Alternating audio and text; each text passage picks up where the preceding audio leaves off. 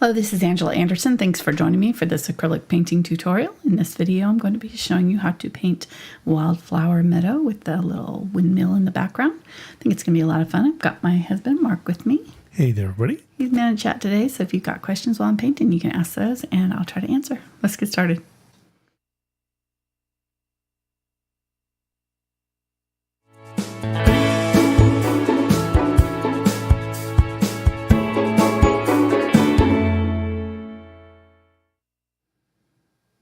Okay. One of those buttons works. Not the first one, obviously. Or second. Using an 9x12 inch today. This is a Fredrix mixed media canvas board. I haven't done anything to my canvas, but if you wanted to pre-paint it, you could probably do a background in like a light yellow of some sort. That's kind of what I was contemplating, but I didn't have time. So before the show, let me go over colors real quick. I've got burnt umber, burnt sienna, cadmium yellow light, Indian yellow hue, cadmium orange, cadmium red light, quinacridone magenta, dioxazine purple, ultramarine blue, and phthalo turquois. You could substitute that for a green of any kind, really, if you wanted to. And then this is titanium white and some gloss glazing liquid. I'm going to be using a large brush for my background. I've got the Princeton 12 Bright. And then for my flowers, I'm mostly going to be using my angle brushes. I really like using those for flowers. So I've got a 1/4 inch and 3/8 inch angle brush in their Princeton VelvetTouch line. And then for our windmill, I'm going to probably use my 4 Bright, possibly. We'll see. For the background, if I want to do any clouds or anything like that, I think I might add some clouds, even though they're not in here. I've got my 3/8 inch Deerfoot and my blender for that. And then for some of the grasses, you're going to want a script liner or a long liner brush. I've got a number 2 here. And then I've also got a small number 6 round, and I've grabbed a pencil to do my sketching or later when I need to do my windmill. This is a General's Chalk Pastel indigo blue, but really any color of that will do as long as you can see it against the background. Okay. As far as the background goes, for my sky, I'm going to kind of cut the canvas, not quite on the 3rd, but just about. So right up in here somewhere. If you take the half and just come up, about an inch or so, that's about where we want to be. And I'm just going to kind of do a meandering line here, across like that. And that's pretty much all I'm going to do for my sky. Just going to give me an idea of where my green is going to start. I'm going to get some water on my brush and say hi to everybody. Hope you guys are doing well. We're going to be painting tonight and hopefully get it done before the food arrives. We ordered some Mexican food, so we've got till 7:30. Go. Okay. Got my white, and I'm added just a little bit of the ultramarine blue, and I'm going to add just a tiny, tiny touch of the turquoise. The turquoise will substitute for phthalo blue. I didn't add phthalo blue this time because I didn't have it on here. I just didn't need it for my flowers or anything, so I thought I'd just use the turquoise because I can mix a wider range of greens with my turquoise than I can with just my blues, I feel like. All right, so I'm going to use that as my base color. That's going to be a really nice, lovely, like light blue for my background. And what I'm going to do is kind of blur out the separation between the flowers and the sky. That's the word I'm looking for. So I'm going to use white and kind of just go above and below that line that I did there with that. I'm going to use some water and just spray my canvas too. That'll kind of open up the pores. And also that wet canvas will give me a little bit more drying time, a little bit more time to work my paint. So, and for the majority of the sky, I'm going to use a little bit brighter blue. I'm going to add just a tiny touch of burnt umber or burnt sienna, just kind of a neutralizing brown, just so that it's not so, it just grays it out a little bit so it's not so bright. I feel like that sky's got a little bit more of a blue-green tone, so I'm going to grab a little bit more of my turquoise there. There we go. And just very quickly brush that across, and it's a little bit lighter on this side, so just a little bit darker on this corner. And I'm grabbing both colors as I'm loading my brush. Okay, there we go. That's kind of how dark I want it, I think. I'm going to be very quick about it. And then where these two are meeting, I'm just going to grab a little bit more of my white and kind of go in with kind of a medium color. Here, that white area is still wet. Clean out my brush somewhat quickly. And then just take that brush and a damp brush and run it across. Now, if it's picking up paint, that means your paint has started to dry, so just stop. Don't do anything. Just put another coat on it later. It's fine. It's just, you don't want to mess with it while it's drying, so that's the sure sign. You either have too much water in your brush if it's lifting, or your paint is starting to dry. You can kind of tell the difference if it's feeling sticky. If it's feeling kind of sticky, then you know your paint is starting to dry. And see if you pick up some of the darker color, you can just wipe it off your brush and then go back over it. And I'm wanting to go from the outside edges in so that I'm not creating a line. If I start here, I'm going to pick up paint in the middle. So just kind of try to do these long sweeping lines from canvas edge to canvas edge. And that way I can get kind of some nice blend. There we go. Oops, picked up some white or something there. There we go. All right. Then I'm going to get some of this color and get some of my green and some yellow. Green. The turquoise. I'm going to call that turquoise green in my ultramarine blue. So okay. If I say that again, that's... Thought I was going colorblind over here. No. So I've added my blue sky color to this green, and I'm just going to use it back in here. I added a little bit of the cadmium yellow light to my, and this is dry again, so I'm going to just spray this bottom part of my canvas. Get some of that blue. There we go. I'm just going to brush it across.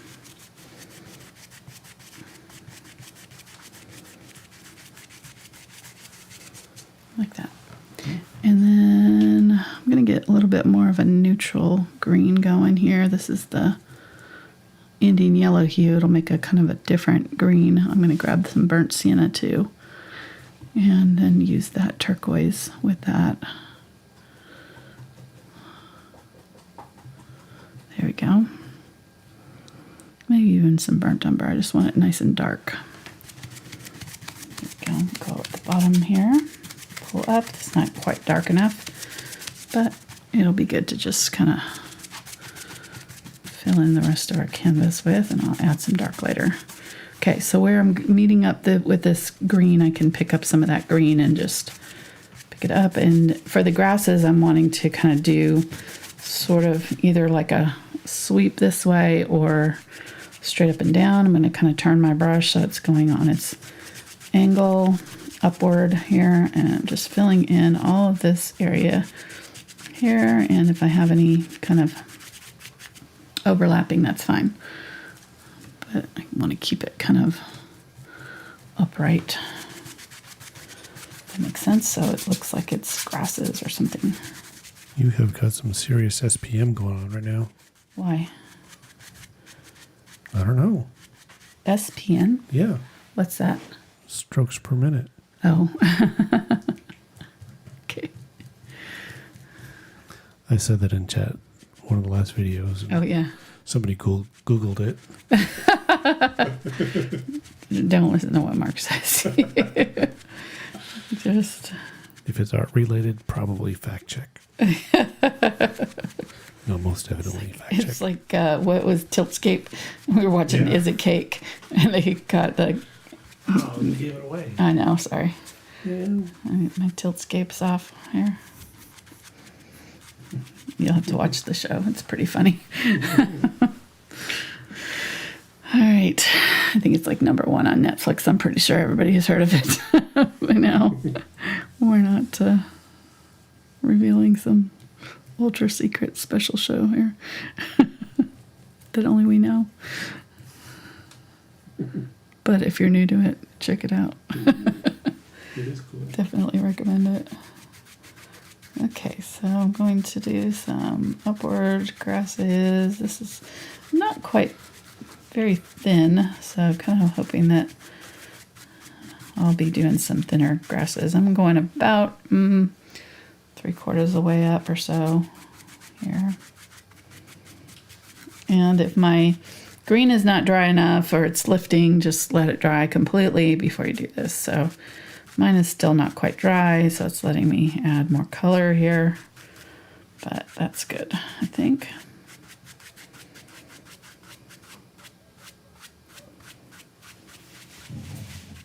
Oh, Fitzy, here's dogs barking.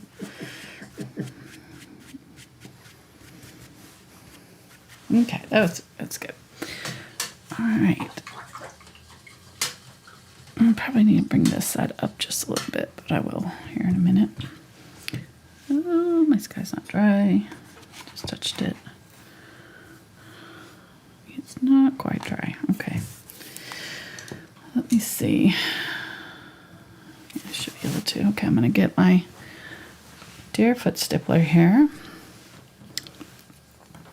And some of my kind of medium tones. So I'm going to get some of that darker color here and some of my sky blue green here. And I'm going to bring up this. With my Deerfoot Stippler, I'm just going to kind of make some smaller grasses. I'm going to have to do this again in the area that goes over the top of our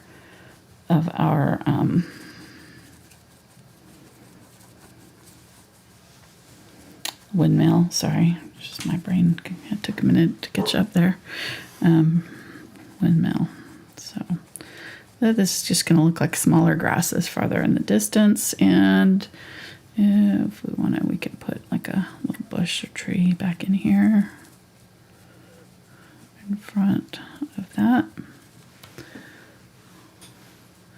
And the key to make these look far away is just to make sure that we've got plenty of that sky color in there. That's kind of what I like to do to make sure my trees are kind of blending into the background and looking distant. It'll really help just add some of that sky. And then I'm going to put some of my grasses in front of that. And if it's not melding with this part, make sure you bring some of that color down in here too, but should be. So I'm wanting to create just a little bit of a lighter area here. That's going to also create a little depth for me. It's just a couple of little things. It's not really something that I'm seeing necessarily in my photograph. It's just something that I like to do when I'm doing these kind of flower, what is this? Paintings? Meadows, yeah. Adding a few little darker areas here. I am having a hard time with words already.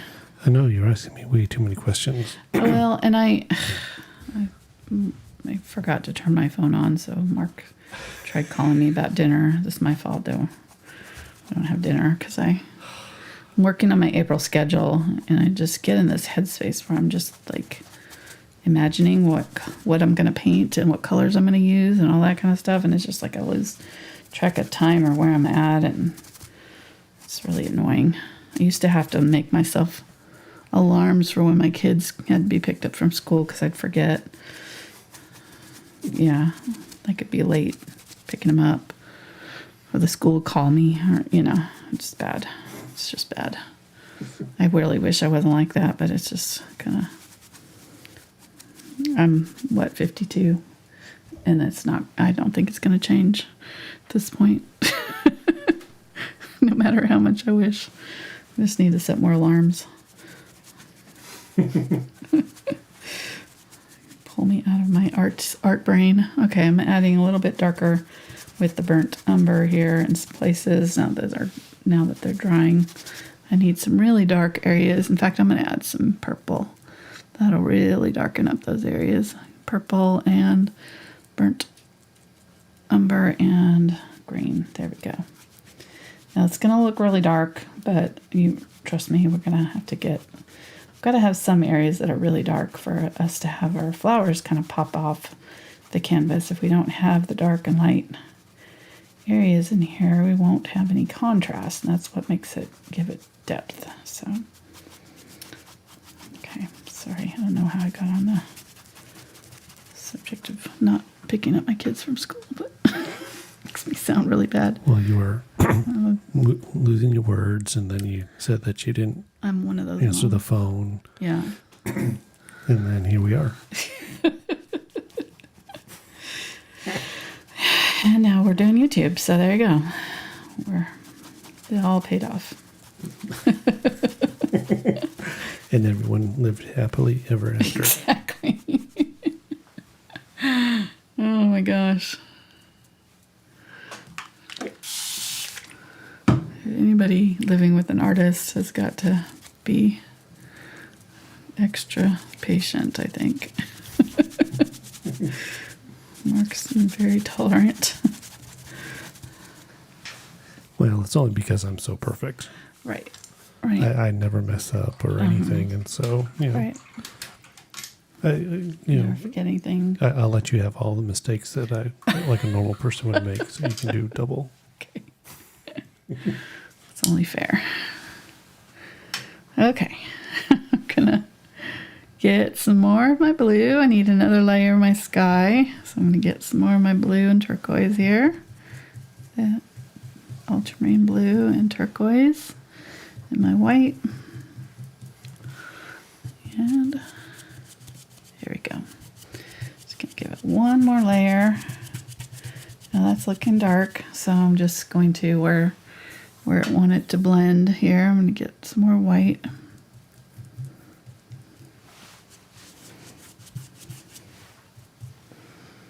Kind of did a little too much white there. There we go.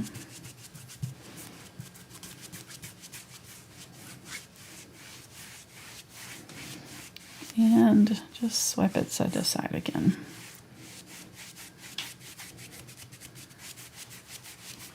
And then when it gets down towards my grasses, gets more of the white. And having that white along that horizon line will also kind of help with the distance. I'm going right over the top of my grasses. That's going to kind of soften them up. If you're seeing a really hard line, you can add a little bit more water to this so that it's a little bit more transparent. White is pretty opaque, so if you add a little bit of glaze, there's a little bit of water, kind of help it be a little bit less, give it a little bit less coverage here. There we go. Working quickly, side to side. So sky side to side and grasses are up and down. Just following the direction of the sky. Kind of gives that side to side kind of gives it a little bit of a cloud-like feeling. Okay, getting my grass and gonna go back up with my grass just along that edge a little bit. And maybe where my bush is here, get a little bit of that sky color with that green and add that back in too.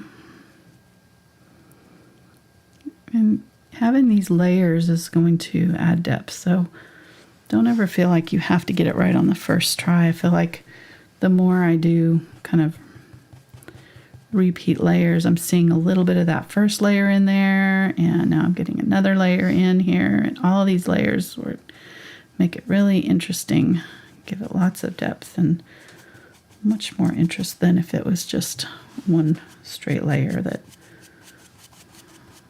at least I think so. And this blue is really softening up that green right there. It's really pretty. Okay.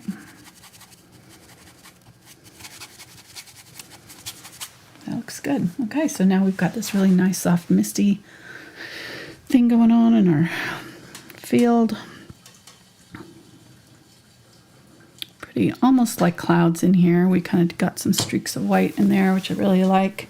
If you want to go one step further, you could get some white or some zinc white and put in some actual clouds in there. Don't think I'm going to do that, though. I think I like it kind of this way, so I think I'm going to leave it. I'm going to have to give it to you to dry, though, hon, because it's going to have to dry all the way before we add our other layers on there. I'm going to wash my hands off. And this is a good place to wash your brushes out, too, if you're not going to use this large one again. Which we probably won't.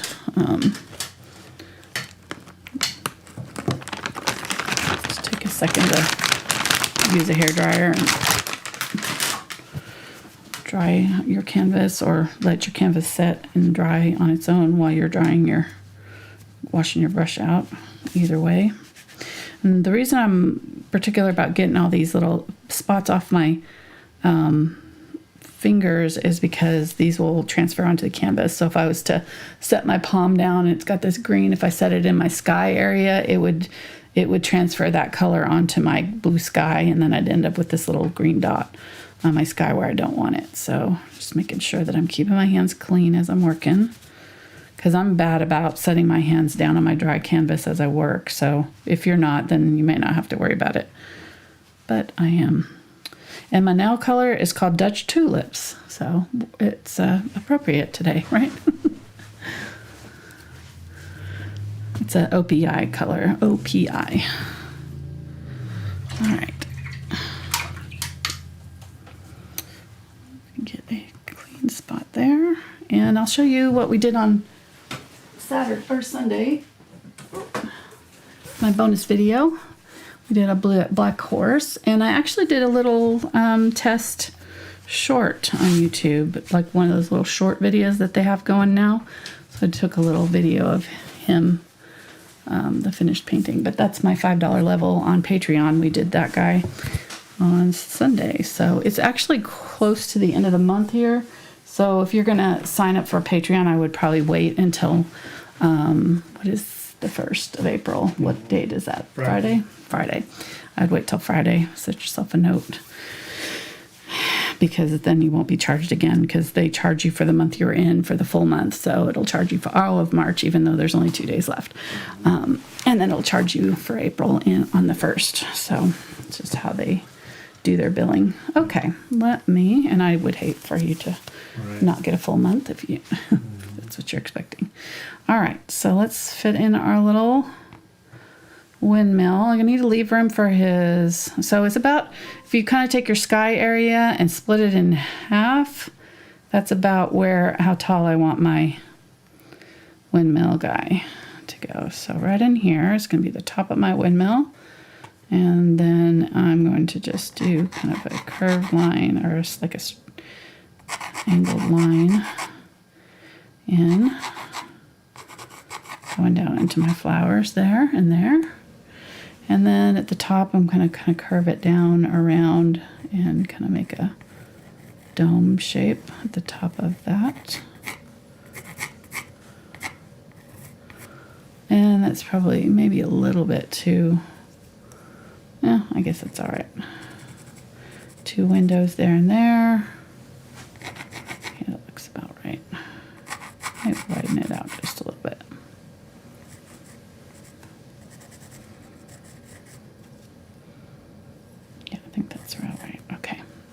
And so then this line is going to curve upward, because we're seeing it kind of from the bottom. So it's, we've got some curves this way. It's kind of curving that way.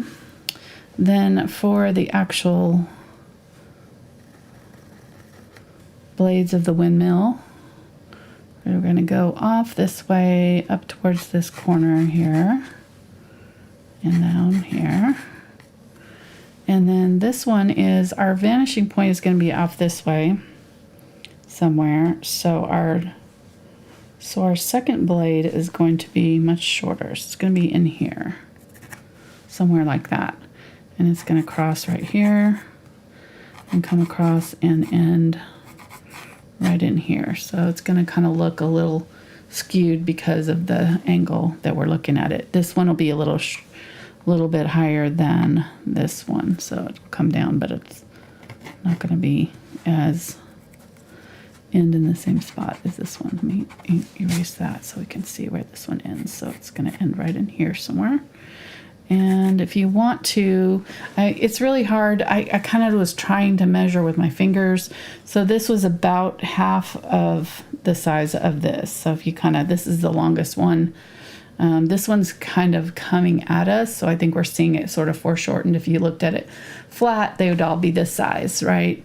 But because we're looking at an angle, we're in the center of it is right here, right? And here's our pencil. Here's our windmill blades. Because we're looking at it at an angle, see how much this one looks shorter now because of the angle that we're looking at it at. And then the same thing's happening here. Actually, it's going this way on this side. So this one is looking a little bit longer than this one, and this one's actually angling back from this center. That makes sense? So that's why it's kind of looking skewed this way. But I think that looks about right. I want to make sure that, let me look here. Yeah, I want to make sure that this right here and here is not going to hit the ground as it spins around right there. Okay, so that looks about right. This should be about where that second window is. At the top of the second window, right there. All right, I think we got it fairly good. We'll see when we get going here. Buildings and perspective are not my strength, so just fair warning.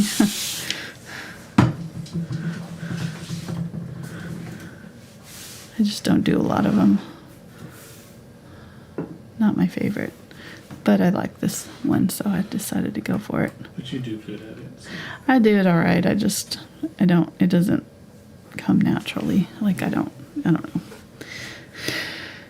I can do it. Doesn't mean I enjoy it. Does that make sense? I like washing dishes. Okay. Here we go. Now the problem is going to be right here where this is meeting up with our grass. So I'm going to take this and just pull down into my grass right there so that fades down. And we'll put the grass on top too, but I just want to kind of fade out that edge there. So I mixed up the burnt umber and ultramarine blue to get this color. And I have not added white to it yet. But I will once we get it on there. We're going to give it a good first coat here, and then we'll have to give it some shading. Make sure, yeah, that looks good. Make it a little bit of white for this area right here. What did you say? Sounds shady. Sounds shady, yeah. I'm just going to pull through that wet paint with that lighter color. There we go. Do that.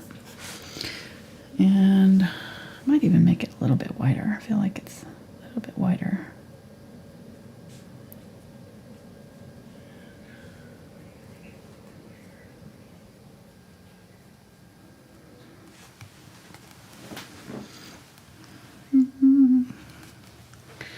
And then my darkest area on top, I'm going to get a little bit of purple and add that to my blue and burnt umber.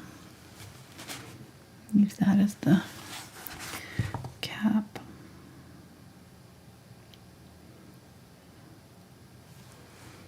And it comes around the side a little bit. So it comes out from that edge a little bit. You could use a different brush if this one's causing you problems, so just using it carefully along that edge to get my clean borders, but if you're having trouble, just use a round brush or something. It's easier to manipulate. Okay, that looks good. Like a little mushroom cap. What you doing? Oh, I didn't set up the chat thing, so. And I had to What open up chat? the video, and I knew it was gonna make noise, so I went up. Ah, thank you. Plus, your dog is moping. Is he? Yeah. Yeah, he's just lying. He's sulking on the couch because the window shades were closed and he couldn't see what was going on So outside. mean. You're so mean. But he's coming back in. Okay.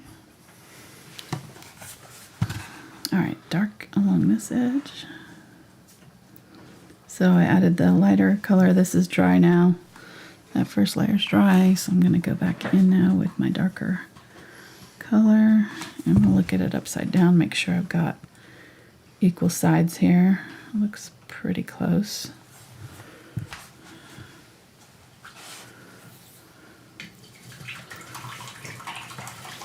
I think I could probably go a little wider on it too.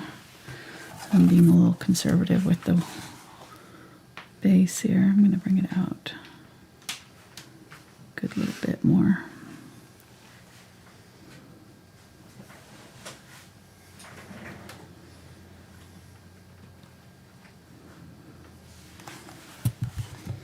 Okay, better. Lighter color and do it the same on this side.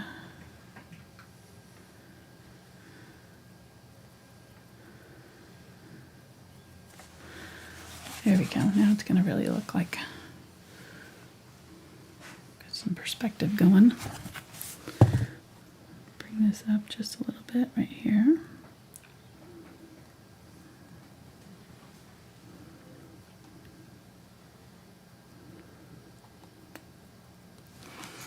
And then let's use a little bit of that darker color and just kind of pull some, or like lighter color, I should say, my highlight color, and just kind of pull in some little lines down. I don't know if you can see that, but little lines down my sky. All right, I'm gonna wipe this brush out and I'm gonna try to use some water to kind of clear up my drawing there. Got some of my chalk lines showing. Okay.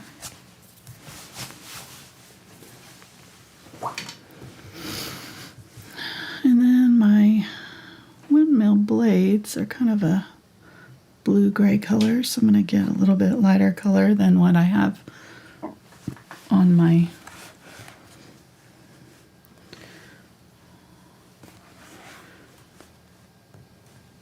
thing here. Building. I'm just going to set the brush down to create my line. Can kind of drag it a little bit too if I want. There we go.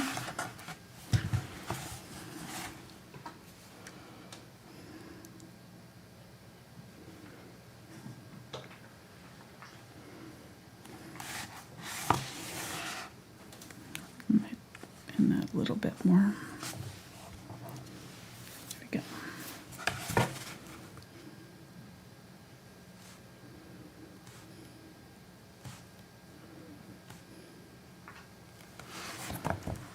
Somewhere in there like that.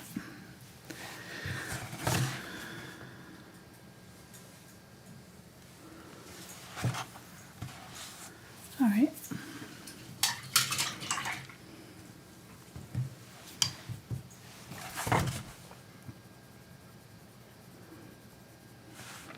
Using some water to just kind of pull off the chalk lines. And I'm going to let that dry really well before I do anything else to it. All right, let me get my number 2 round. While this is still wet here, I'm going to get a little bit and do my windows on here.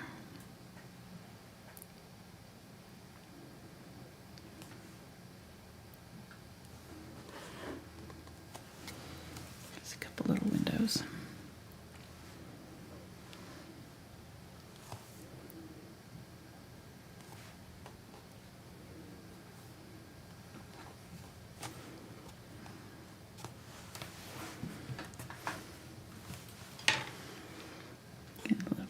darker line right up underneath that. There. It's funny. It's kind of cute. It's got that little, looks like a mushroom to me.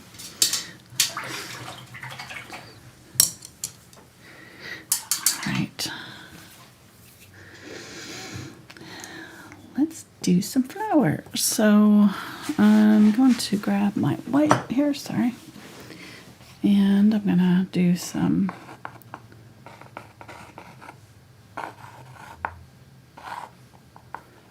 this one right here. I'm gonna do more than what? No. No. What? I know. It's so shocking.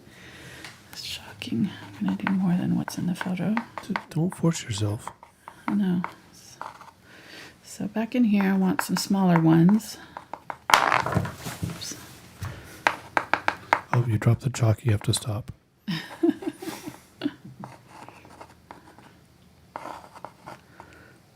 Okay.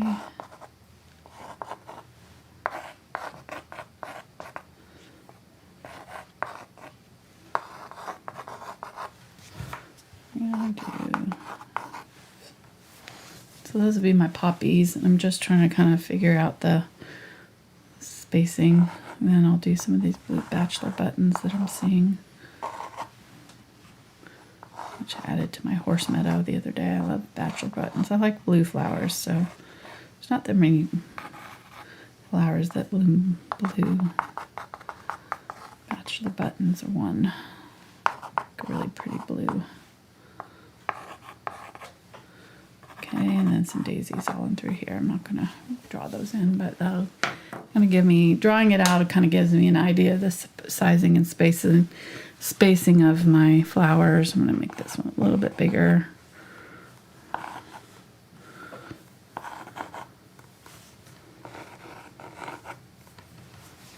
And I might even make it higher now that I'm looking at my photo. It's actually kind of right above the, there we go.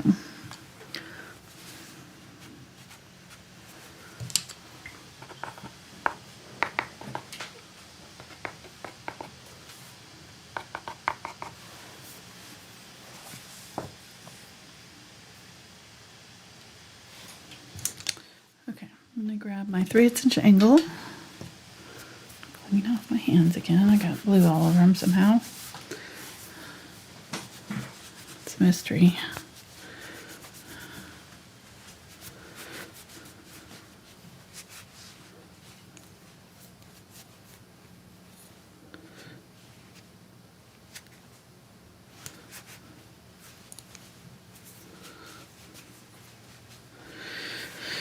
All right. Oop.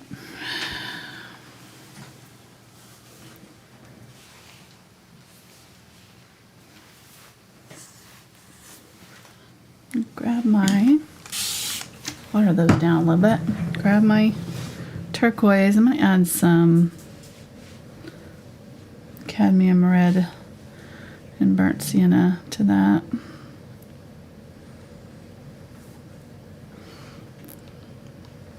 Maybe a little bit of the Indian yellow hue. That'll make a really dark, kind of neutral green color. I'm going to use that as my stem color.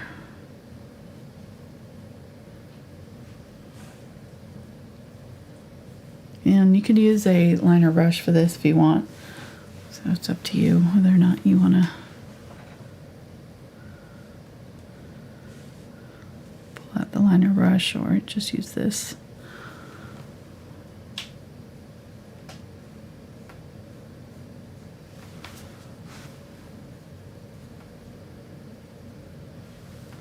Grabbed a little bit of glazy medium. A little bit of water. Okay, so back in here, I'm going to have lots of these little guys.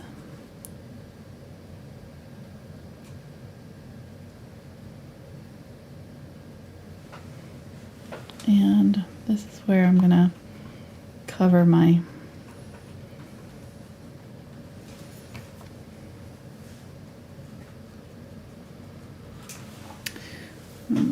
I'm gonna use this. This is my Deerfoot, or not Deerfoot, this is my blender. I'm gonna get some of that green from before.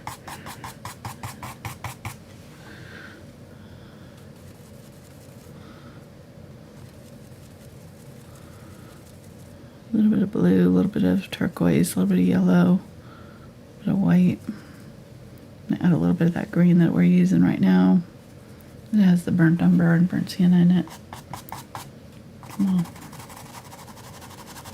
There we go. So I'm just gonna kind of use it to blend over that, and it should just look really kind of soft, and you can kind of tap into if you need to. Little foliage, whatever. These lines were too thick. They were just looking too thick, so.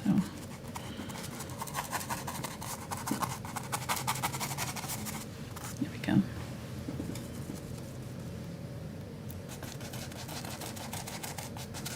Now over here, they're a little bit thicker and a little bit more obvious, but I'm gonna use a little bit of this color just to dab in here and there.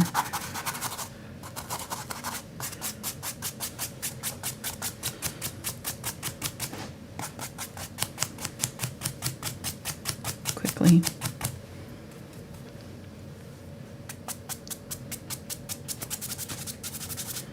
It'll be visible against that dark area there.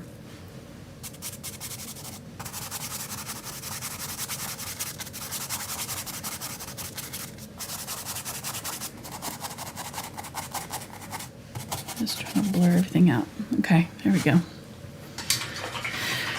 Let's go back to this brush.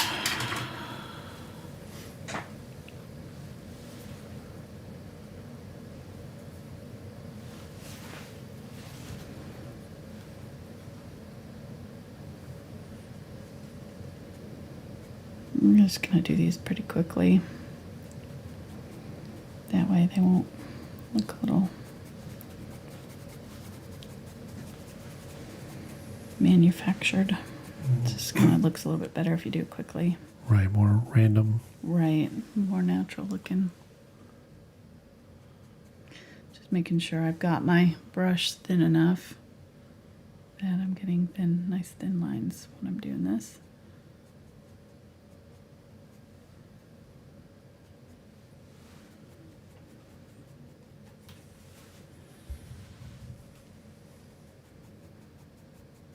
And then as I get closer to the bottom, I'm going to make longer lines. These ones closer to the top, unless they're kind of part of this, these long, bigger flowers, they're going to be fairly short. So, and then as I get down toward the bottom here, I'm going to make longer lines that connect to my flowers.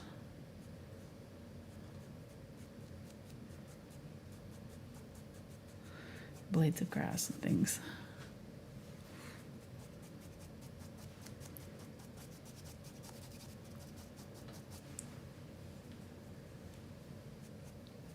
Getting some of the lighter color and doing some blades of grass with that too. So the idea should be that you really can't tell where one blade starts. They all should kind of mesh into one another here. And that's the look we're going for. This kind of crazy wildflower with all these flowers just sort of overlapping, and I think the key is just to get these little back ones kind of really short, and make sure you're not doing them all in the same direction, you know, all the same height and all in the same direction. They should be staggered, and some should be tilted into one another and angled, so they're much more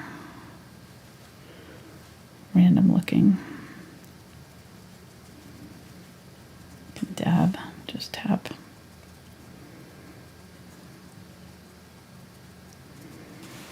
Okay, I'm pretty happy with that.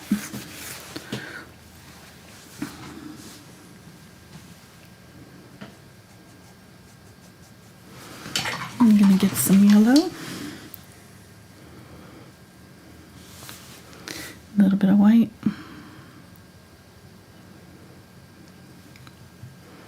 I'm gonna use that back in here.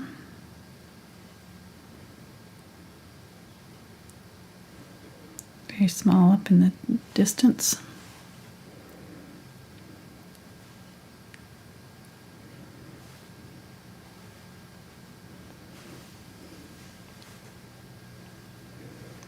Really, really small.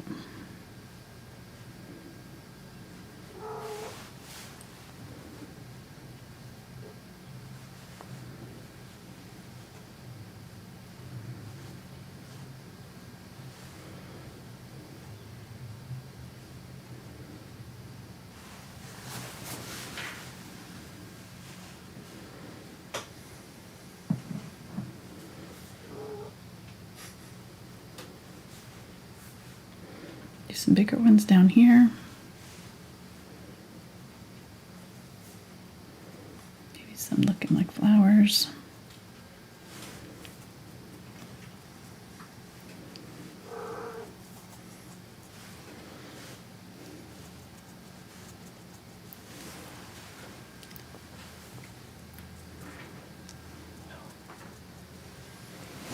Cashmere's trying to get on Mark's lap. Yeah, they can hear her. Oh, they can, yeah. They said hi. Yeah, hi, Cashmere. I am still in my work clothes, so I'm not going to have cat fur all over them. Sorry. So rude. Oh, but she's asking so nicely. Let's see. I need to kind of angle some of these because they're all kind of pointing the same direction. So.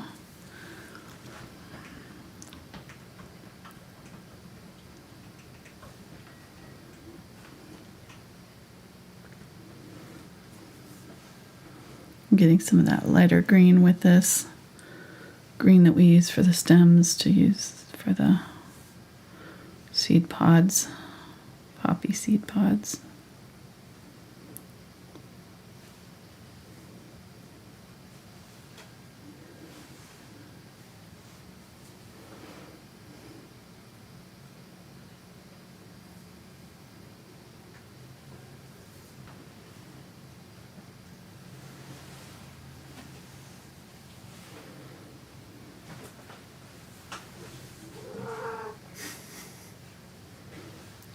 She is determined to get on your lap there, hon.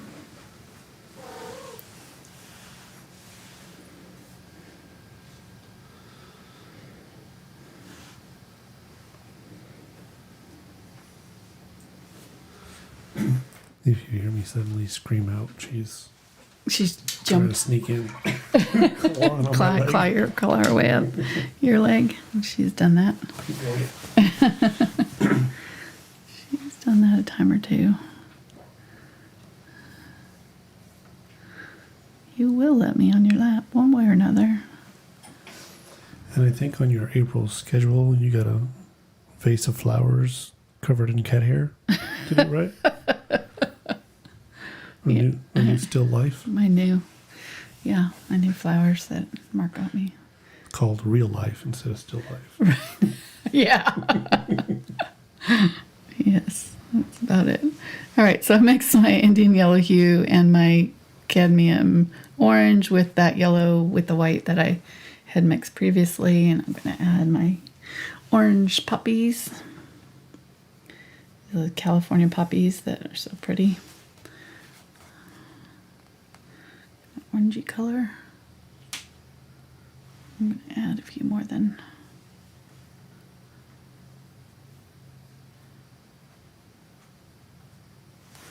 Get a little bit of that cadmium red too to add here in the middle. There we go.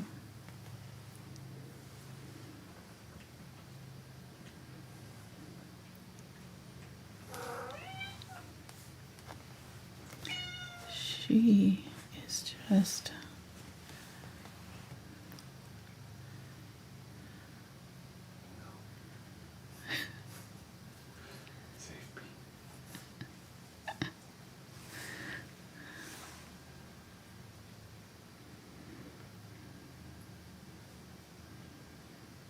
okay.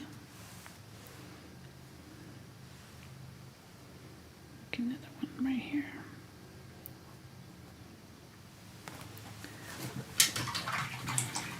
cute.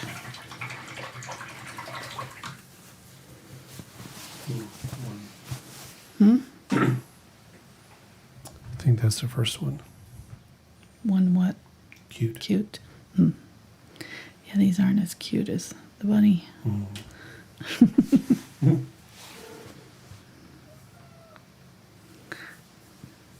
All right, and if you want to, you could use a red. I just mix my own red by using the Cadmium Red Light and the Quinacridone Magenta.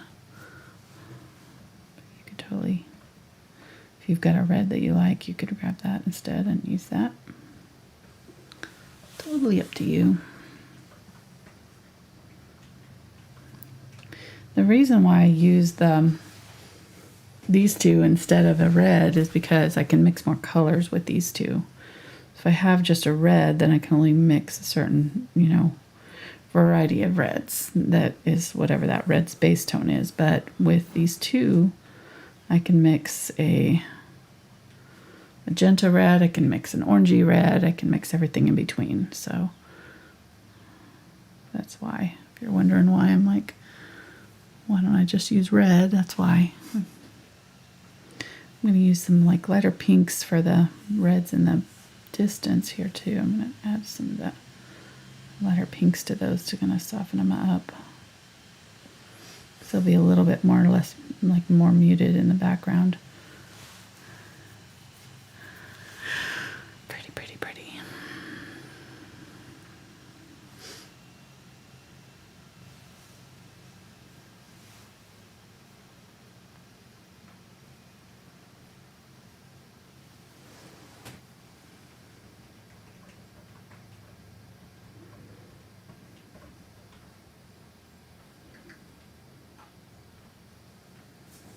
And the flowers are looking kind of flat because we're seeing them from the side. So that's why they're looking flat instead of like circles. If you looked at them straight down, they would look like more like circles. So I'm assuming that these ones are closer to us, so maybe they're tilted towards us. We're seeing down into them a little bit more. That's why these ones are kind of more of a rounded shape. But these ones that are in the distance here, I'm going to be making them kind of more flat.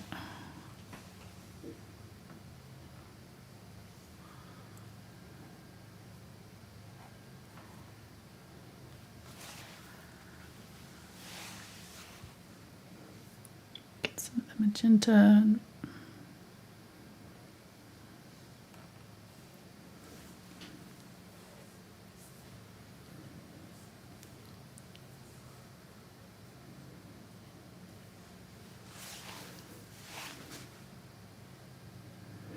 I'm just looking at the overall shape here.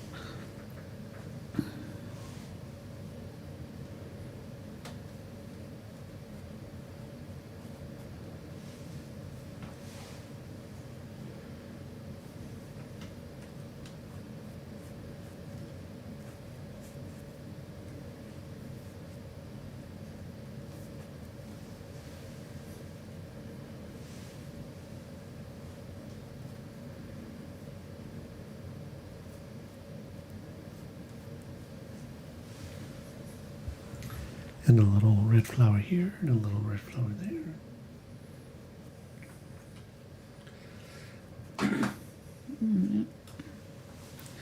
There we go. Maybe add a little bit more over here, maybe just a small one. Okay. Clean that out. And then let's add our little yellow daisies. Or little white daisies, I should say.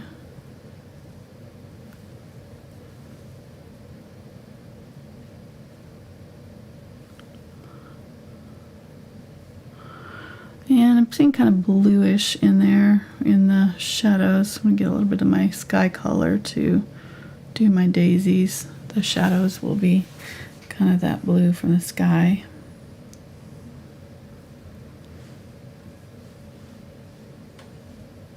I'm going to start with that color.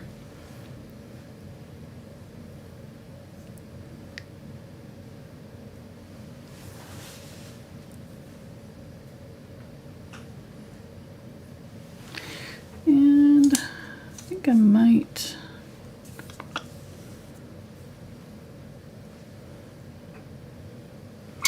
switch to a different brush. Let me try my 2 round to see if I like that.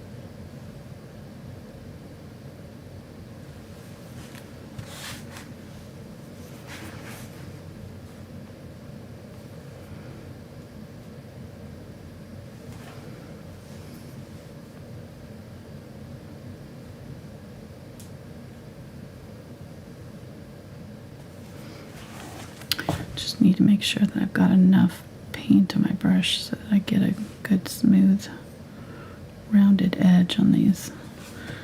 And then the center of these will be yellow.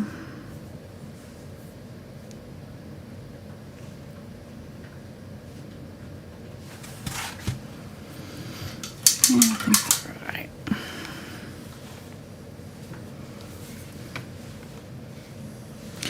There's a lot of them. I'm not going to do as many as there is in this photo. I'd rather do different colors, flowers. Plus, I'm allergic to chamomile, so just pretend like I'm allergic to these. Even painting them when you're breaking out. Right. It's just making me sneeze just looking at them.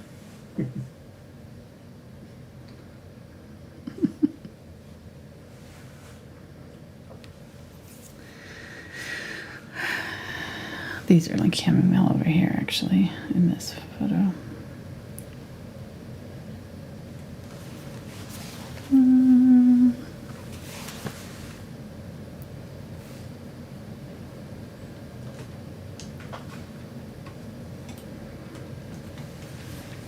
don't love those. Let me try something different there. I think I'm going to put some blue, bluish purple.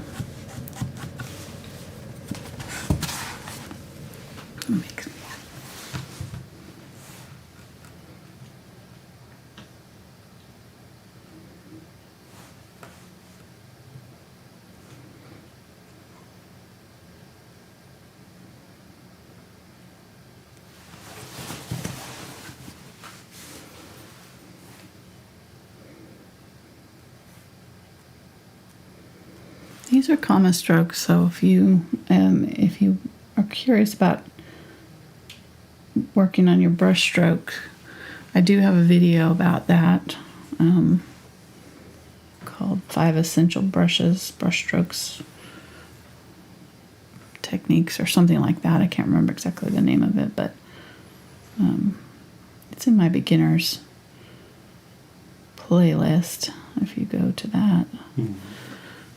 On my YouTube homepage.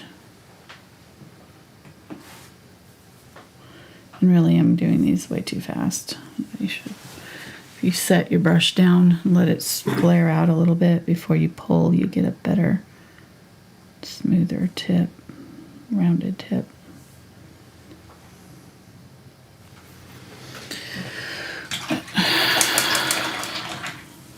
Right. I'm gonna get my bigger brush now, my angle brush, and I'm gonna get my yellow, some of that white.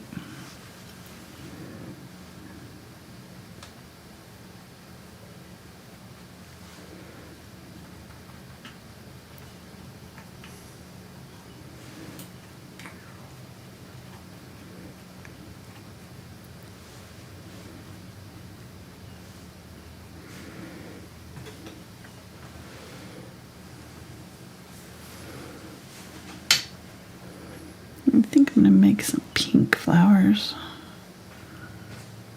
Get my magenta and some white.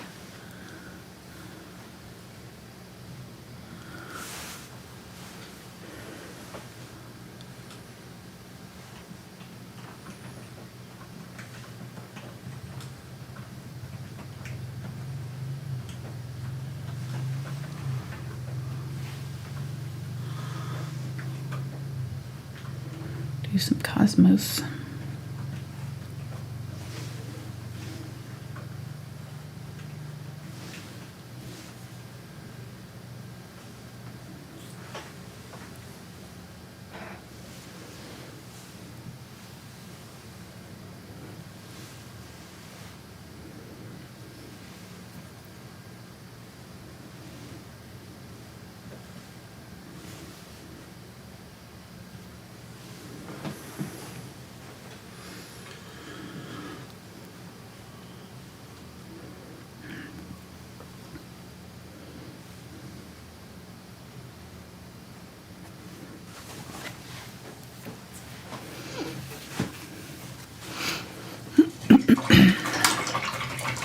And let's do some more of my lines with my grasses, grassy color. So get some more of my green going here.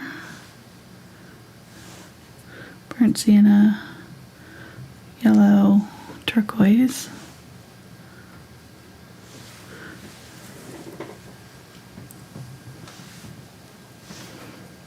And then I go on top of some of these flowers that I've got going on here so that it looks more natural.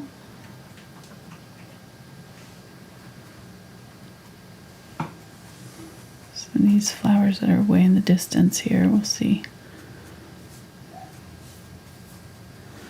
some lines through them.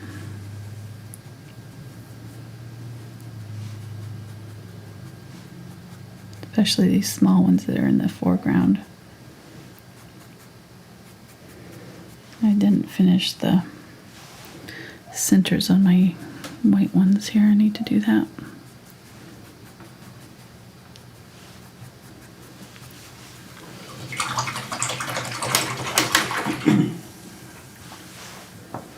We're making pretty good time though. Yeah, you what?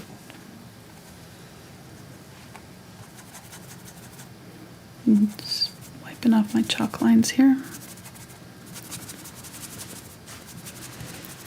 I still have to do my blue flowers, but I'm going to finish up these ones that I've already got. Okay, so I'm going to get some dark red. I'm going to add just a tiny touch of purple to my red here and add some to my poppies. Just use it to kind of separate out my petals a little bit. So just add that purple to my red that I hadn't made the poppies before. So kind of just right where they're attached.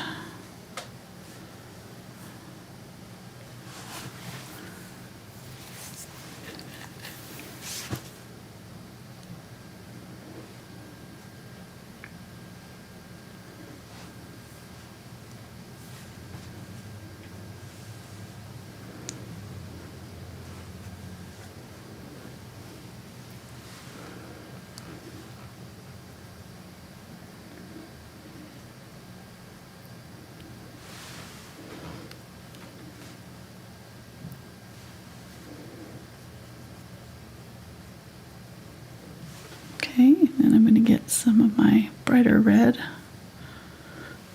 little bit of white added.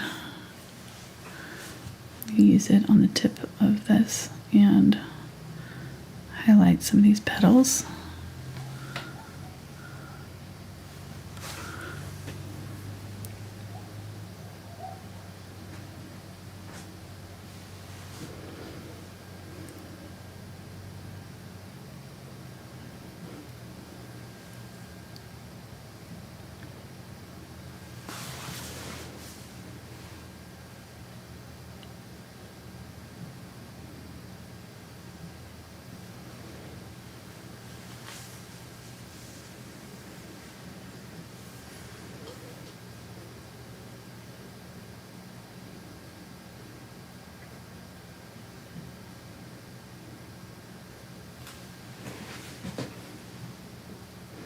The light's gonna hit on the open areas of the flower. The light's coming from this direction, so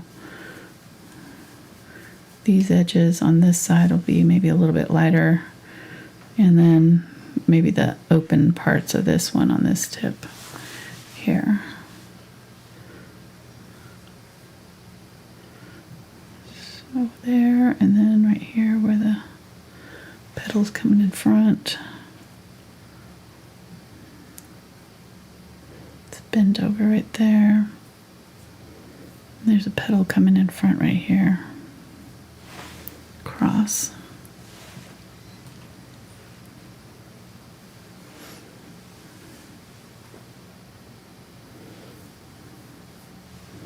Put a little bit more attention into these ones that are in the front here so that they make sense.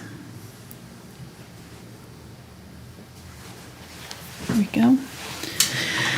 And I'm going to add some black to the center, so I'm going to use the burnt umber and purple, a little bit of blue, make a really dark black, and dab it in the center of a few of these.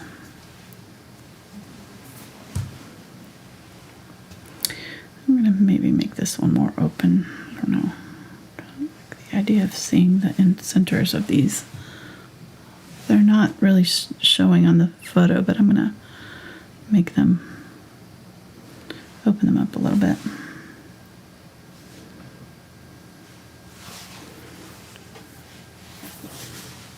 That's good.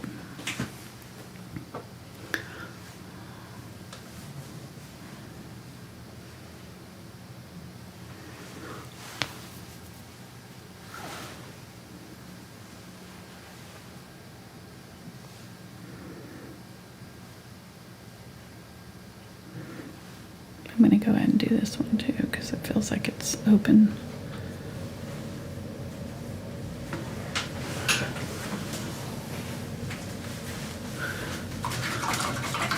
Right, and then get some of my orange and mix that with my purple that I was just using for the center.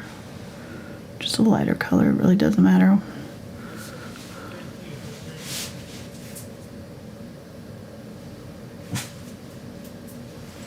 And dab them in.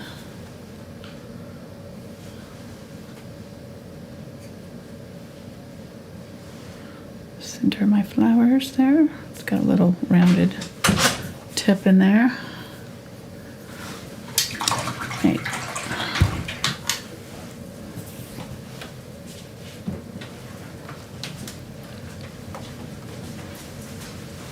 Food here? Yep. Awesome. Okay, we're done. No, I'm joking. joking. The rest of the video will be done with the talking with food in our mouths. At least Mark's version. Don't ask Mark any questions right now. Check. So, I mean, you're blazing through this, Mm-hmm. and you know it's. Using some blue and white here. I'm going to finish this. What? You've only been painting now for what, like 6-8 weeks, right? And you just picked it up from nothing. And Right. I watched a couple of videos and then So do I. Can do Picked up that. my brush for the first time 2 weeks ago. No, I've been painting for about 30 years. And that is why it looks easier. I get people commenting sometimes about that. Like, I tried it and it wasn't as easy as you made it look. Well, that's because anybody who's been doing it as long as I have is going to make it look easier. Like, any musician is going to make doing, playing an instrument easier because they've been doing it for longer. So, I mean, it's just kind of the way it works. Michael Jordan made basketball look easy. Right, exactly. Exactly. Not that I'm that good, but you get the idea. But even those who may have had a little bit more years and experience under their belt, they still practice. Oh, yeah. I mean, they're still out there. I mean, LeBron James is still going to practice, and even though he's at the top of his game.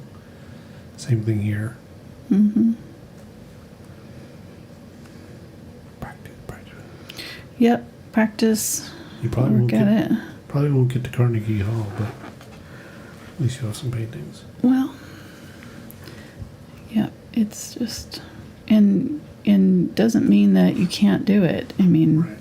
I think that adults are really hard on themselves, and for some reason, we have this idea with art. We don't do this with any other sport or any other thing, like even music. I don't feel like, people don't go, sit down at the piano for the first time and try to do a song and not do it well and then go, oh, well, I guess I'm not talented at it. It's like, well, you haven't practiced it, I mean, like you gotta practice it. Anybody who's doing art and doing art well has practiced at it, and that's why they're doing it well. And they make it look easy because they've practiced it. I mean, it's not easy. It's a skill just like any other skill. You have to put the time in to learn it, and then you can get good at it. And so I think that with art, there's some sort of a stigma attached to being a beginner, and like if you're just not instantly really good at it, you obviously don't have talent for it, so you shouldn't even try. And I get a lot of people who've practiced with me over the years and are now painting and doing things that they never thought that they could do, telling me that, wow, I'm so glad that I tried because I never thought I could do this, but you showed me how, and that's the whole reason I do these videos. And I love it. I love painting. I love art. I just feel like it's just so therapeutic for me. And I don't know. I really love it. And I love getting to teach it. And I'm using a little bit of the darker version of that turquoise, a little bit of turquoise and the burnt umber ultramarine blue mix here to darken up those. They just weren't quite dark enough, I don't think. But yeah, it just, I don't know. For some reason in our culture, we think that you've got to have talent to do art, and that is not the case. Of course, it helps if you have a natural talent. It'll come a little bit easier to you, but that's the thing with anything, Same with anything. Some people have more natural talent at playing sports or whatever. And Yep. so you get out of it what you put into it. Right. I've told a story before relating to basketball where, Michael Jordan had some natural talent. I angled that wrong. Sorry. I just realized I angled that wrong. I shouldn't have angled it out this way. I should have angled it down, but oh well. It's too late now. Sorry, go ahead. But that's okay. And, he was at the top of the game during his career. But then at the same time, there's another basketball player, Chris Mullins, who wasn't as naturally gifted. But he was a star player because he would stay even after normal practice and shoot hundreds and hundreds of shots and thousands of shots, and because he just loved playing basketball. And he became good at it just through practicing so much. Right. So same thing here. You know, Yep. you may not have a natural talent, but if you enjoy painting, Yep. it's going to get better. Mm-hmm. Yep. You practice at it, you get better. Like you said, we've had people who shared pictures that they've entered their art into contests and won. Mm-hmm. You know, before, you know, and they were never had confidence before that. So Right. it's great. It is. It's pretty cool.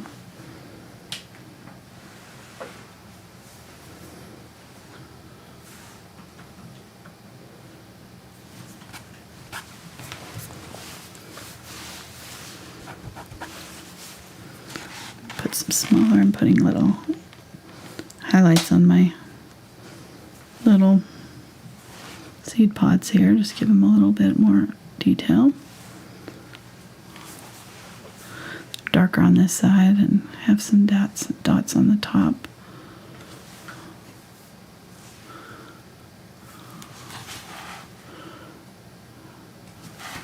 Need some more turquoise.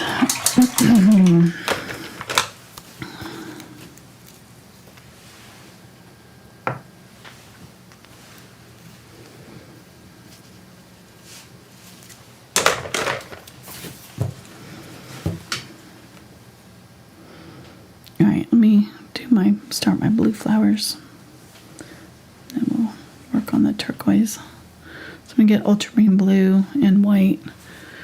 And I'm gonna start out with a little bit of purple and ultramarine blue, really dark. Do some of those flowers with that.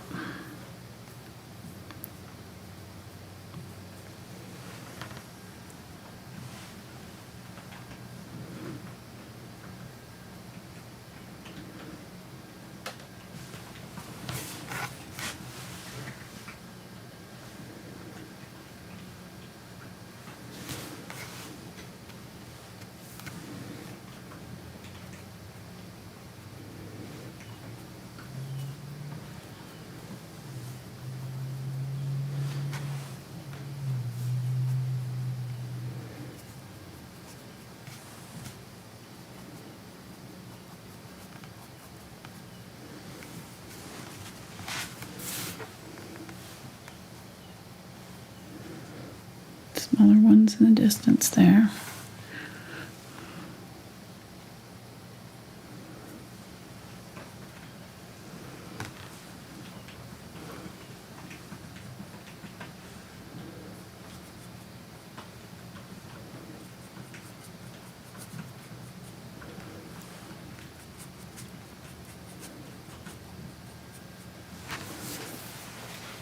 Okay, let me get my lighter version here with just the ultramarine blue and white.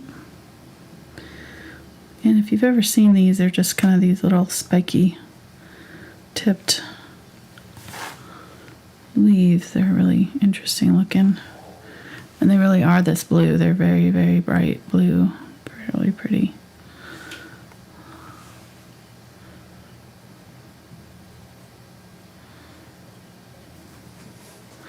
Planted them once in our garden and they came back for several years. They still kind of pop up every now and then. They self-seed themselves.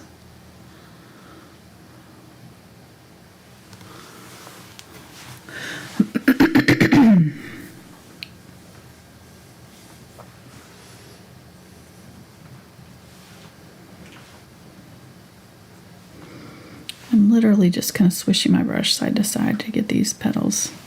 This angle brush does all the work for me, so all I have to do is kind of set my brush down and kind of swish it side to side.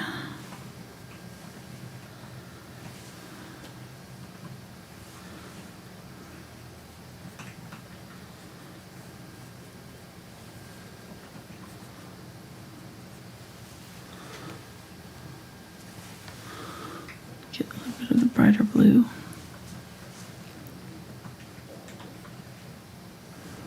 Do that kind of in the center.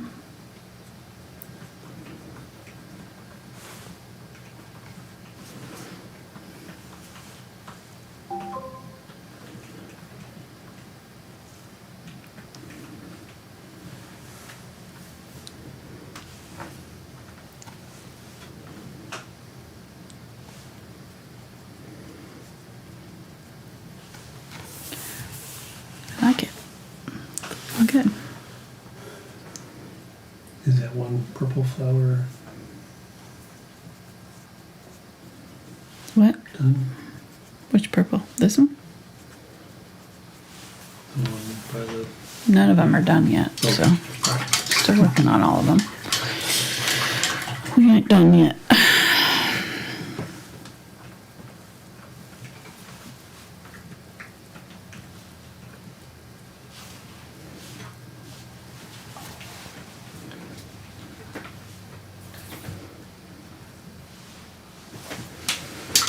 Okay.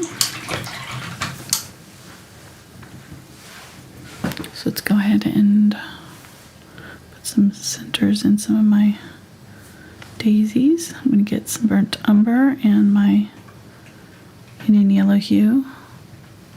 Start with that.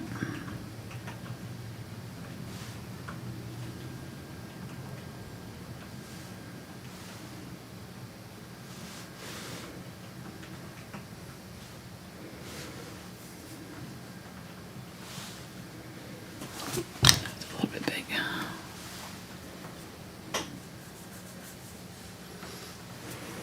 Okay. And I may do a few more. I think I'm going to do a few more daisies over here. A couple.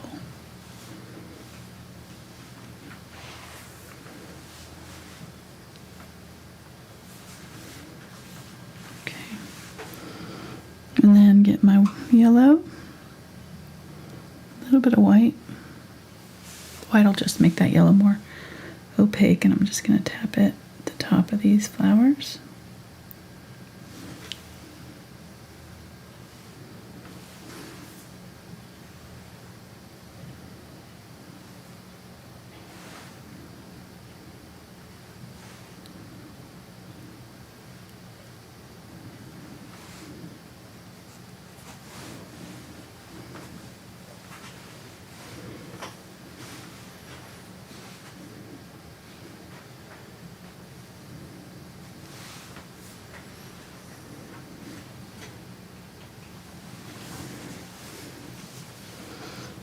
And then these ones here also have kind of a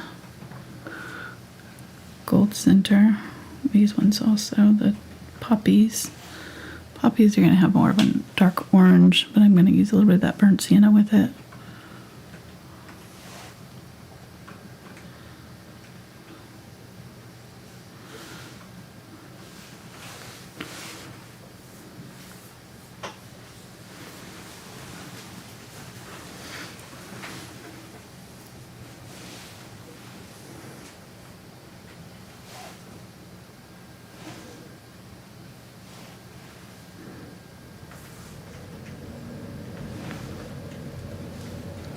Get a little bit of purple and burnt umber here. Use that in my orange poppies. Just a little bit. We'll really darken up those centers. And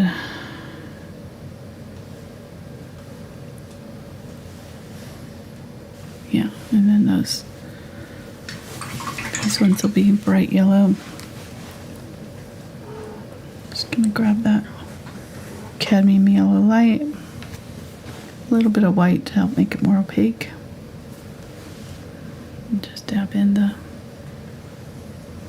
centers of the pink flowers that I did, the cosmos.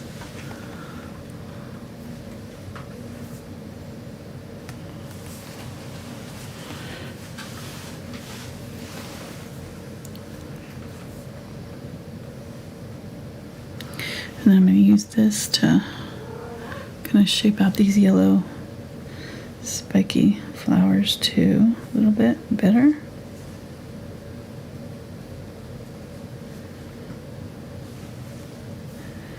Kind of in the photograph you can't see the centers of them,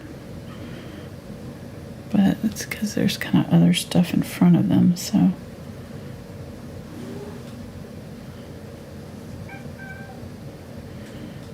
cat is still trying to get a mark slap.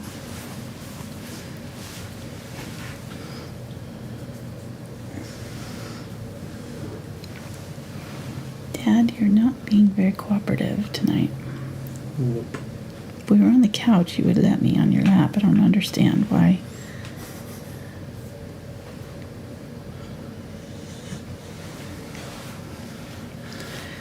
I'm going to get a different brush because I'm just not getting the angle that I need on that. Oops, there, I left my yellow, or my number 2 in the water there. Not smart. So I'm going to get some Indian Yellow and Burnt Sienna and some of my Cadmium Yellow Light. So I'm going to make a dark brown, brownish yellow. I'm going to use that as my base for these yellow ones.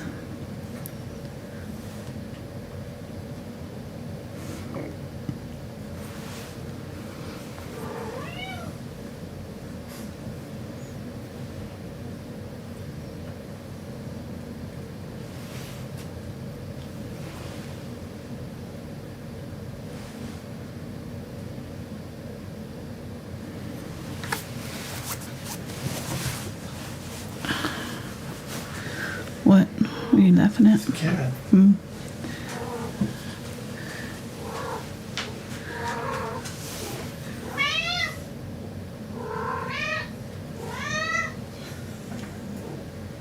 She's very needy tonight.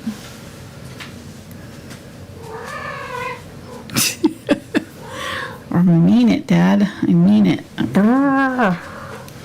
Brrr. All right, I'm going to make this into a puppy because it's driving me crazy and that's not cooperating. So I'm just going to make it into one of these orange poppies. There we go. I'm going to make this one a little bit bigger too.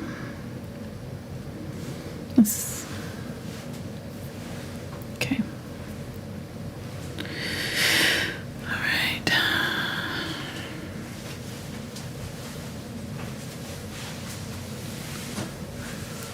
Add some of this yellow color to my tips of my poppies, my orange poppies, to brighten them up.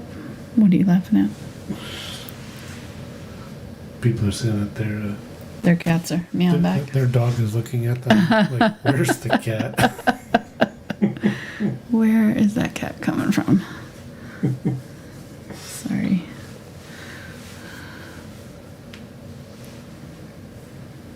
I'm gonna put a little bit of orangey color in the center of those.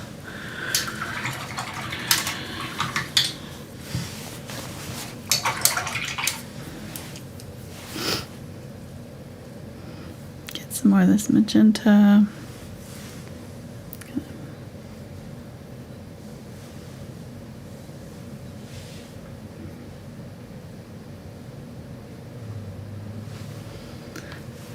Darken up some of those petals with that. Get a little bit of white with it.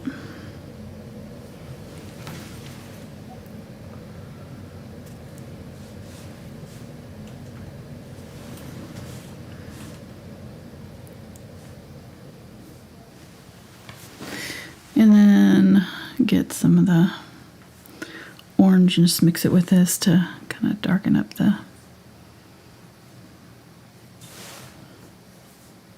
center part there. Sometimes those centers can look kind of funky if they're just set on top. So you just need to kind of add another color to help integrate them. I'm going to use a little bit of yellow in these ones.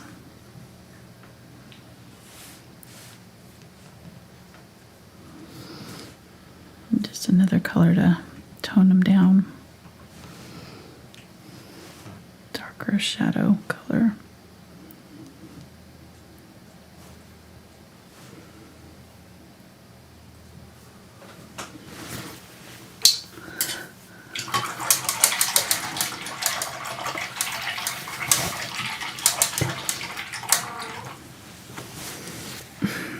I'm back. She announces herself so proudly. She's like, she's just seeing, hear it in the tone of her voice.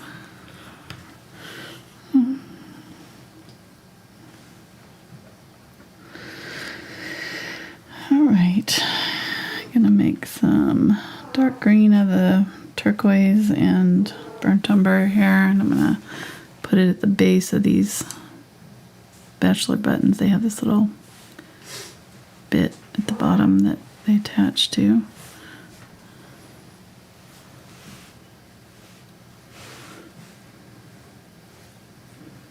Okay.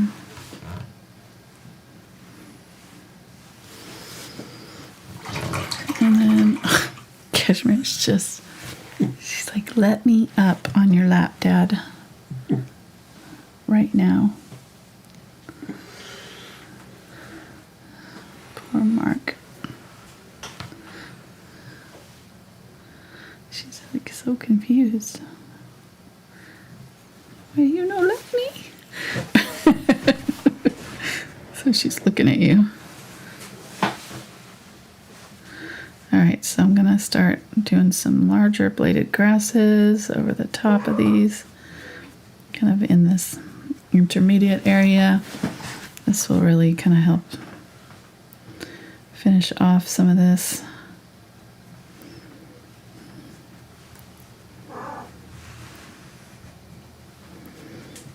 I still need to work on some of the flowers, but this will at least kind of get us a start on being finished. Oh, she's super proud of herself. Well, no, she's just up on the counter, huh? Mm-hmm. So she's still looking for a way onto your lap there. You can see it. Yes.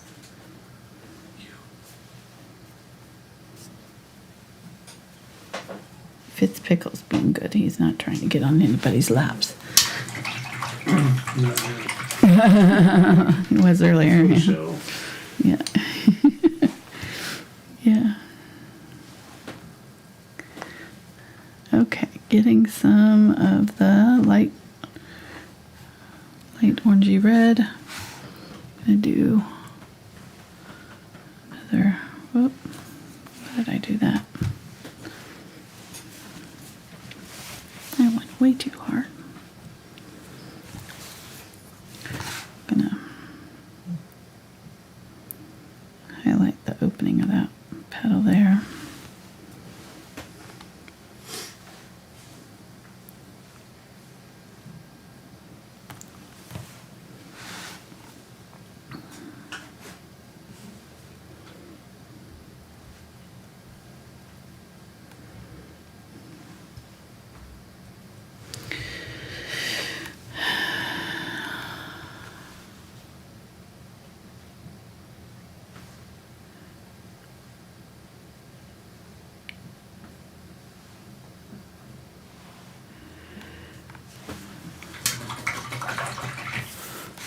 Right, getting that ultramarine blue and my white.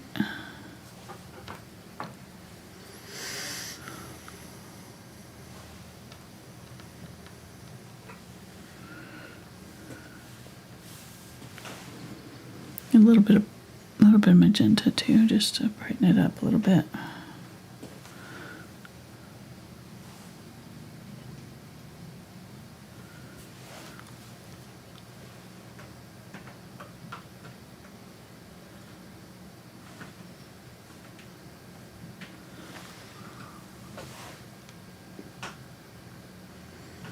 Some of that ultramarine blue to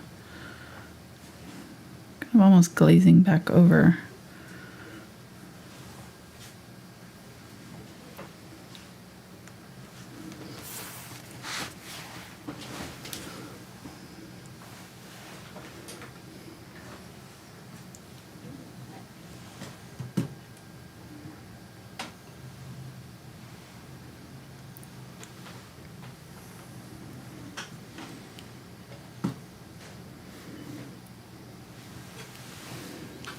Okay, we're almost there.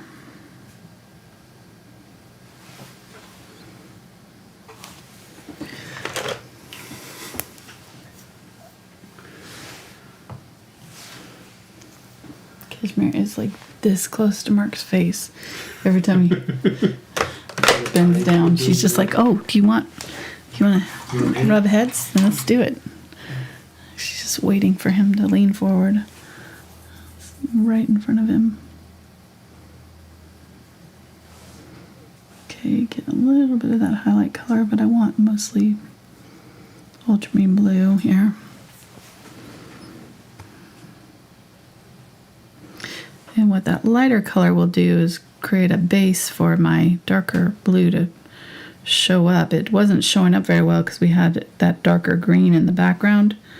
So probably what I should have started with wasn't the darker color, but with like a lighter blue, and then I could have gone back over and layered the darker over it because the color just went really dark.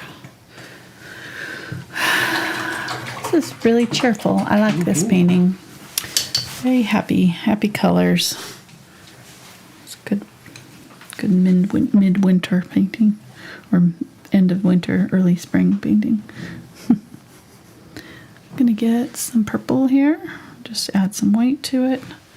I'm gonna do some little purpley spiked flowers. I'm gonna go over the top of some of the red with these.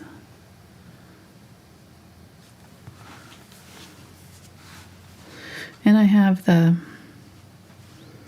multiple colors in here, so I'm going to go right over the top of this right here.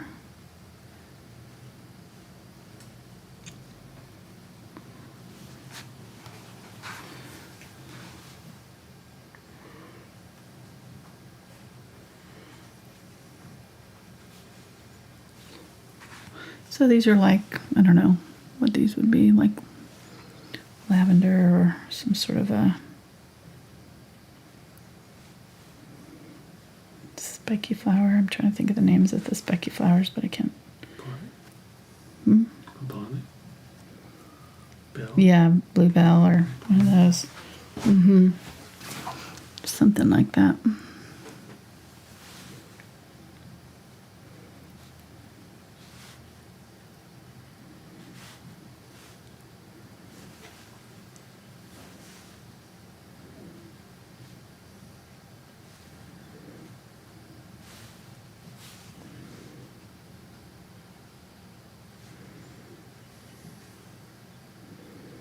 Just make sure I have some of this color in other places, obviously.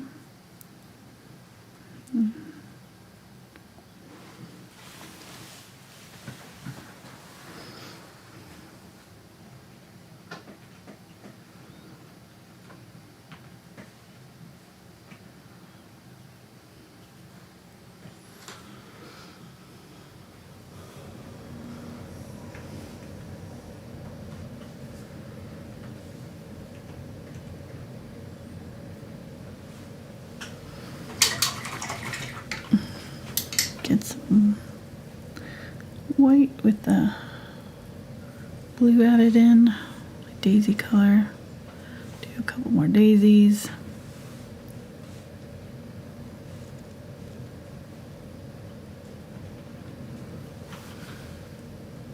Some off camera there.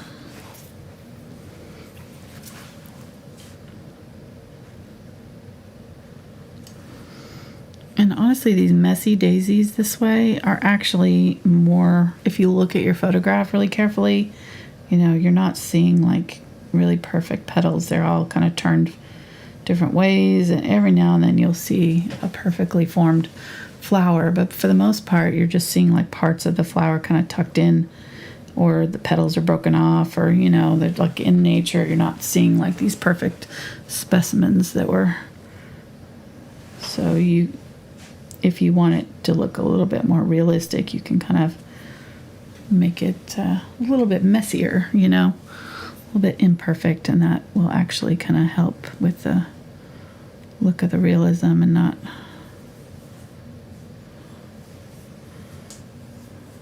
look so artificial. Okay, I think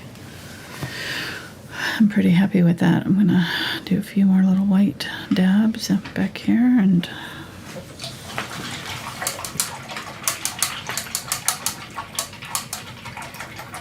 I might do a couple clouds. I feel like I need some clouds.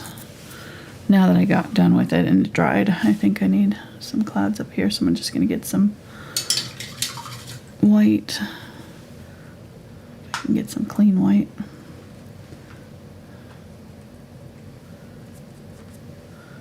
And a little bit of glaze. And I'm going to take most of it off my brush so I don't have very much on here at all. Just a little bit. Or you can go ahead and do, yeah, it's fine. I'm almost done. All right, here we go.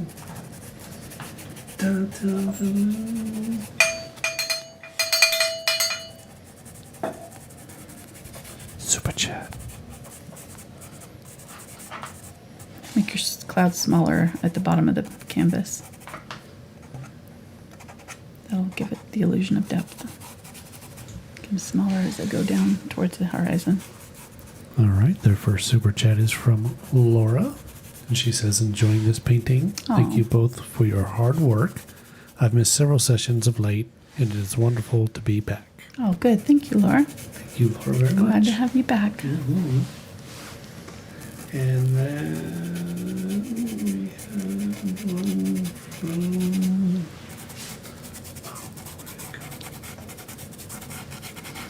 Bring your clouds off the edge of the canvas, too. That will also add to the realism. Okay, there we go. I like that better. A little bit. Just needed a little cloud. A little something. I'm going to get a little bit of my blue and just add a little darker color. Go ahead. We had one from Pat. No special message, but thank you very much, Pat. Thank you, Pat. That rhyme. And then we had one from Patty. It says, thank you for the nice diversion tonight. Oh, This is a cheerful painting. it is. It is. Thank you. It cheered me up too. Glad you guys liked it. And a little bit brighter white now, just kind of to the middle part of this middle upper facing the light area.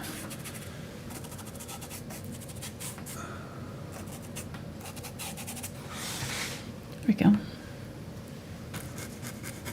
We had a couple questions. Okay. Let's do it. So the first one is, did you have a favorite artist that you studied while in school? I did. I studied Van Gogh. I did like a paper, my research paper in high school actually on him, and then studied him some more in college. I really enjoyed art history. So,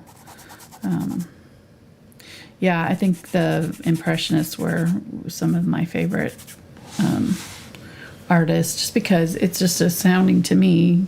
Their art is so beautiful. I think it's amazing to me that they were rejected from polite art society for a long time because they were different and they weren't like finishing their paintings or whatever, so it's just I think it was one of the first times that I realized how subjective art, really the interpretation of art, just the and people like Bob Ross, who to me made beautiful art and helped a lot of people just enjoy painting and make it accessible to people. Those kind of people really inspire me. I loved watching him growing up, and I didn't study his life until later, but it's just really interesting to me that he's not considered like a real artist or whatever, by a lot of the art elite. So it kind of just made me realize I don't really want to be part of that kind of culture. If that's what,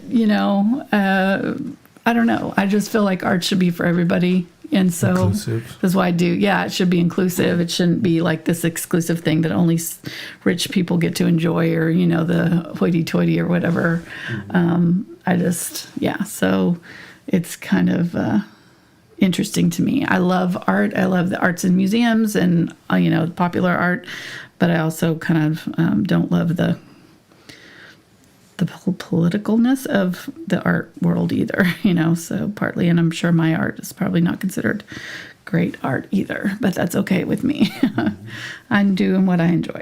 So, and I love it, and hopefully other people get to enjoy it, and maybe other people get to enjoy being, pursuing art and when they didn't think that they could. So that to me is way more important than being in a museum. So anyhow, all right. So are you saying that I'm off my soapbox. that Van Gogh left an impression on you? I was holding that the whole time you were talking. I'm like, Were you? will she You had just to get- stop? Would she stop talking? It so I is could- so funny. Okay, 2 questions here. Okay. First one, do you have any suggestions about using stretched canvas Okay. and With certain brushes? such as Deerfoot, Yeah. Stippler. How do you keep your palette so fluid? Mine's wet but not smooth. Not sure what that. I think it might be just the that paints. means. The paints get wet but not. Well, your paints are very smooth. So I don't know Well, if they're clumpy thick. or They're what. heavy body, so I have to add water to them for them to really be able to be workable. If I don't add water to them, they're too thick, unless I use like a palette knife or a really stiff bristle brush to push them around. So I have to add water to them to make them workable. But a thinner paint or like a student body paint, you're probably not going to have to add as much water as I do to yours. So I'm not really sure what the problem is without knowing what kind of paints and things you're using. But yeah. With the stretch canvases. Oh, stretch canvas. They are. Yeah, I mean, you should be able to use the same brushes and everything with them. I don't think that should be an issue for you.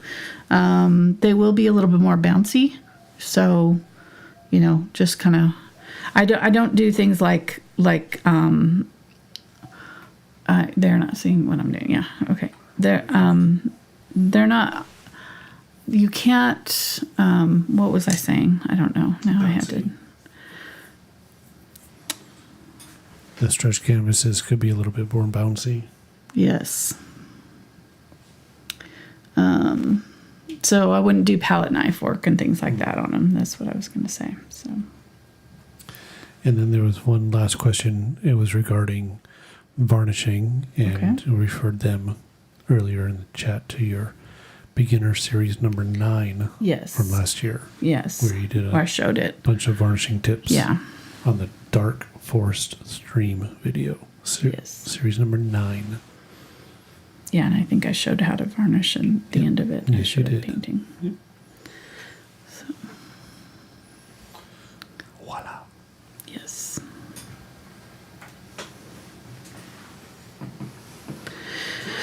All right. I'm going to stop there, I think. I'm sure I've missed some stuff. Who knows? But I think it's good. I like it. I kind of wish I could see the center of this. I think I'm going to add a center to that one. It's just bugging me. I didn't do a very good job of like making it look like the petals were overlapped, so I'm just going to make it look like there's a center here. And that'll make it better for me. I'm going to open this up with a darker center. Get some of that darker purple. There we go. And then use the brighter red.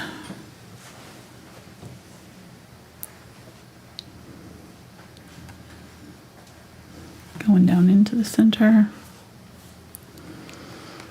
And then my darker purpley black in the center. Okay. Now it looks like it's open cupped. And just a little bit of kind of a darker purpley, light purple for the center of that little bit right there. Come on.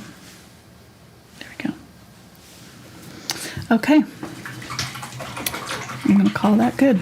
And then just make sure that you've got enough of a coverage here, so you don't see that obvious meet between the windmill and the ground. There should be some grasses and things covering it so that it's all blends in visually and you're not seeing the real obvious line there. But all right, that was fun. Hope you guys liked it. Give it a thumbs up if you did. Subscribe, share it with your friends. That sharing our videos is one of the best ways of helping out our channels, because it just kind of lets people know what we're doing. Share it on your feed, or if you're social media, wherever, just kind of, there's a little share button below the video and it lets you just share it. And if you paint along with me, be sure to tag us in your social media posts, for one, so we can see it and like it. Hopefully we can find it. We try to look for those, and especially on Facebook, we make sure to pull those and put them in our newsletter once a week. But sharing it just really helps us out, and also liking it will help YouTube know that you like our videos and want to see more. So, and it helps us get shared with, on other people's videos when people are watching similar content. So they're like, oh, Susan liked her video, maybe this person will too. So kind of just helps kind of get our name into the algorithm, floating around there. So it's really does help, and comments too, but mostly. All right, I'm gonna use this and just do this light green and just do some light flecks too. It's not thin enough. It doesn't come off. It's not wet enough.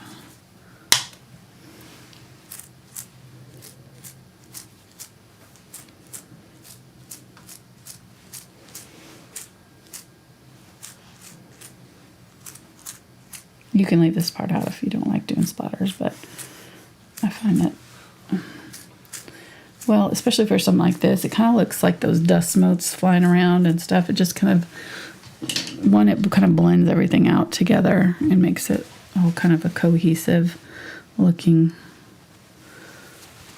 story.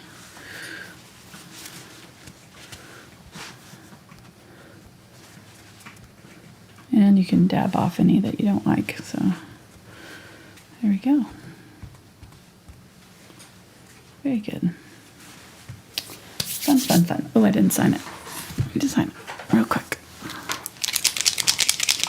I'm using a PBO marker here to do that. I've got these in my Amazon shop in my Amazon shop online. I'm going to put a little bit on my Links down below this video. Yes. Or any of our videos. You purchase through the Amazon links, the affiliate links. It helps support the channel with no extra cost. I forgot to put yeah, it doesn't cost you anything. It just lets them know we sent you. So we get a little tiny, very small on Amazon, but it all adds up. Yep. We appreciate it. I'm gonna use this on I'm kind of liking how it's looking on my little daisies here. Just kind of using my pen here to brighten up some of those petals. And I realized I left off the center of that one, so I'm gonna get a little bit of my yellow and put that in, pop it in there. Get some of the darker yellow too. Okay, there we go. All right, fun stuff. I could paint flowers all day. Mark's like, we've got food that's getting cold.